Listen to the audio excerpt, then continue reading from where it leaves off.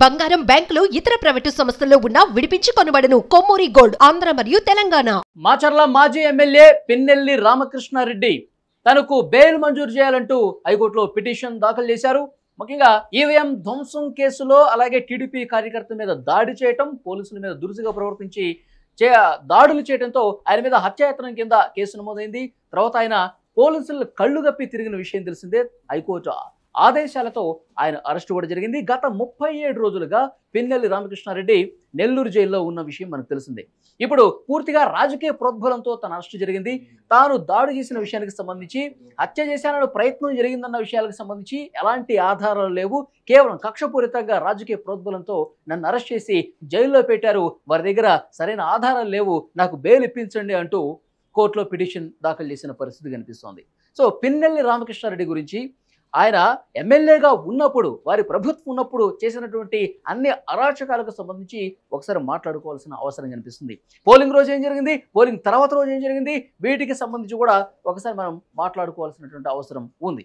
దీనికి సంబంధించి ఆయన బెయిల్ అప్లై చేసుకున్నాడు కాబట్టి మనం చర్చించాలా. పొలిటికల్ ఎడిటర్ కట్టా కార్తిక్ న్యూస్ రూమ్ నుంచి లైవ్లో జాయిన్ అయ్యారు.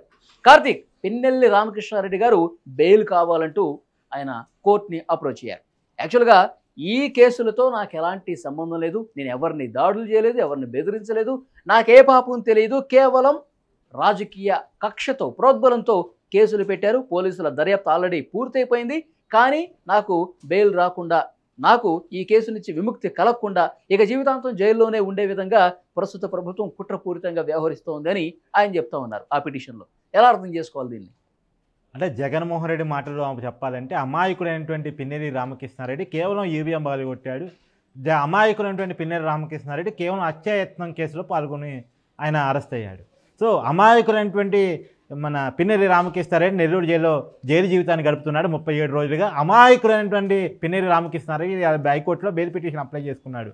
నా అమాయకత్వాన్ని నమ్మండి, నాకు బెయిల్ ఇవ్వండి, ఈవీఎం బాగొట్టాను కానీ తప్పు కాదు, తర్వాత హత్యాయత్నంలో పాల్గొన్నాను కానీ తప్పు కాదు, ఇవన్నీ తెలిసి తెలియక అమాయకుడైనటువంటి నేను చేశాను, సో అమాయకుడైన నన్ను క్షమించండి అని చెప్పేసి ఇవాళ హైకోర్టులో బెయిల్ పిటిషన్ అప్లై చేసుకున్నాడు అనేటువంటిది రాష్ట్ర ప్రజలందరిలో చర్చకు వస్తున్నటువంటి విషయం.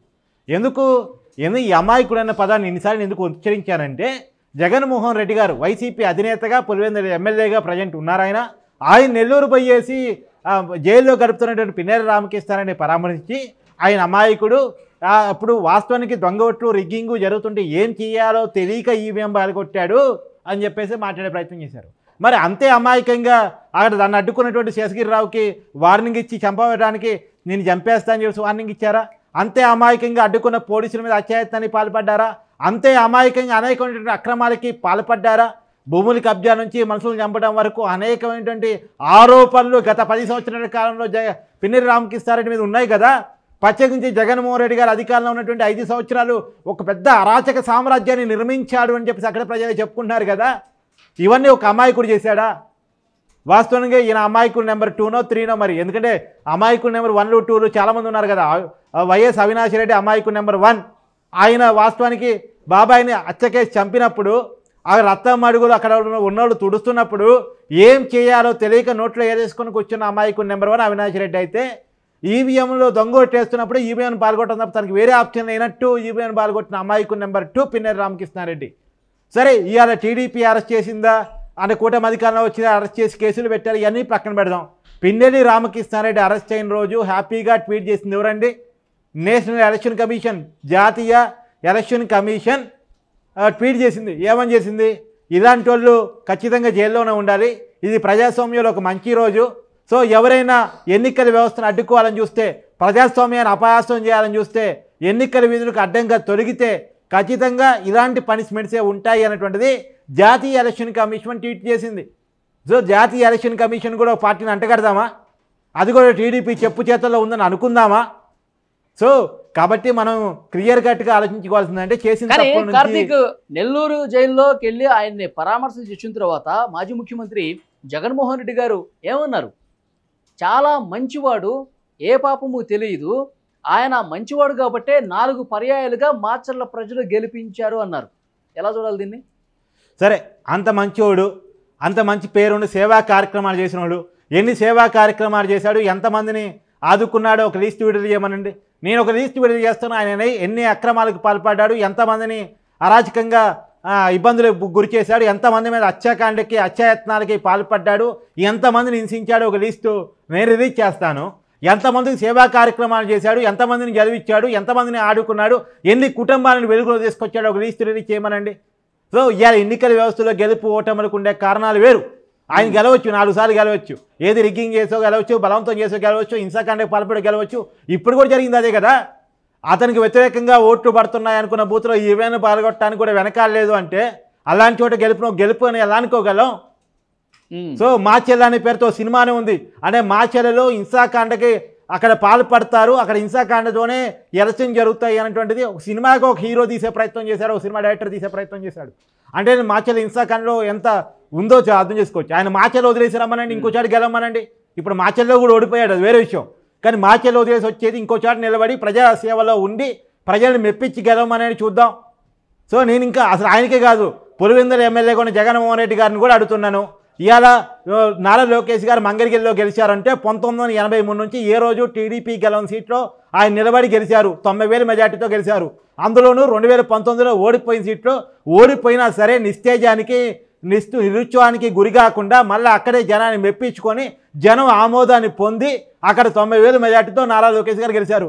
అలానే పులివెందుల ఎమ్మెల్యేగా ఉన్న జగన్మోహన్ రెడ్డి గారు, ఇది రాజశేఖర రెడ్డి గారు, వివేకానంద రెడ్డి గారు కలిసి కంచుకోటగా మార్చిన నిజవర్గం. ఆ పులివెందును వదిలేసి వచ్చి కడప జిల్లాలో కానీ మిగతా జిల్లాలో కానీ ఈవెన్ దో రాయలసీమ కాకుండా వేరే జిల్లాలోకి వచ్చి నిలబడి జగన్మోహన్ రెడ్డి గారు గెలవగలరా? పులివెందులు తప్ప జగన్మోహన్ రెడ్డి గారు ఎక్కడైనా గెలవగలరా? ప్రజల్ని మెప్పించి ప్రజల ఆదరాభిమానాలను పొంది గెలవగలరా? సేఫ్ జోన్ సీట్లో నిలబడి గెలవటం గొప్ప కాదు. సేఫ్ జోన్ కాని సీట్లో తనకు తను నిర్మించుకొని తన తండ్రో తన బాబాయో తన అమ్మో కంచుకోటగా మార్చి నిజవర్గంలో నిలబడి గెలవటం గొప్ప అని చెప్పేసి అనుకుంటే అది పొరపాటు. తనకు తనగా కంచుకోటగా ఒక నిజవర్గాన్ని మార్చుకొని అక్కడ ప్రజలతో మమేకమై ప్రజల ఆదరాభిమానాలు పొంది ప్రజల చేత ఓట్లు పొంది గెలవగలిగేటువంటి పరిస్థితి జగన్మోహన్ రెడ్డి గారికి ఉందా? ఈవెన్ దో పిన్నెల్లి రామకృష్ణారెడ్డి గారికి ఉందా? ఉందా అంటే లేదని సమాధానం చెప్పాలి. ఎందుకంటే వాళ్ళు అక్కడి నుంచి రారు. అక్కడ హింసాకాండ చేత రిగ్గింగ్ చోట భయభ్రాంతులకు గురి చేస్తూ వాళ్ళు గెలుస్తూ ఉంటారు. అందుకని ఎక్కడ లేని హింస అంతా ఇక్కడే జరుగుతూ ఉంటుంది. రాష్ట్రంలో హై అలర్టెడ్ నిజవర్గాల్లో మాచెల్లో ఒకటి, పులివెందులు ఒకటి, తాడిపత్రి ఒకటి, తర్వాత చంద్రగిరి ఒకటి, తర్వాత పెద్దిరెడ్డి నిజవర్గం పొంగనూరు ఒకటి.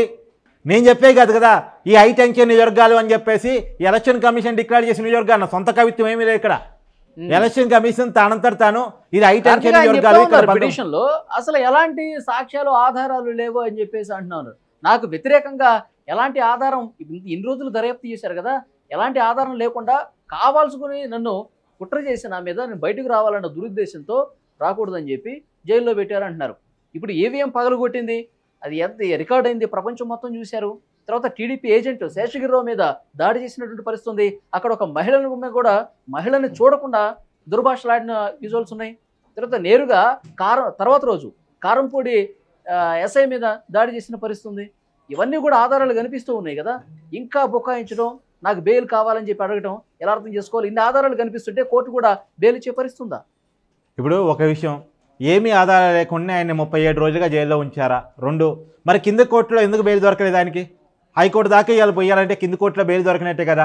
ఎలాంటి ఆధారాలు లేకపోయి ఉంటే కింద కోర్టులోనే ఆయన బెయిల్ దొరుకుండేది కదా. మరి కింద కోర్టులో బెయిల్ దొరకలేదంటేనే క్లియర్ కట్గా మనం అర్థం చేసుకోవాల్సింది ఆయనకు కావాల్సిన సాక్ష్యాధారాలు జడ్జి గారిని నమ్మటానికి అవకాశం ఉన్న సాక్ష్యాధారాలన్నీ ఉన్నాయనే. రెండోది అది చాలా క్రిమినల్ అఫెన్స్. వాస్తవానికి ఆయన కొత్త న్యాయ చట్టాల ప్రకారం కాకుండా అప్పటికే ఉన్న పాత చట్టాలు ఏదైతే ఐపీసీ ప్రకారం 307 హత్యాయత్నానికి పాల్పడ్డారనే కేసులు ఆయన మీద నమోదై ఉన్నాయి. 1కి 2 కేసులు ఆయన మీద ఉన్నాయి.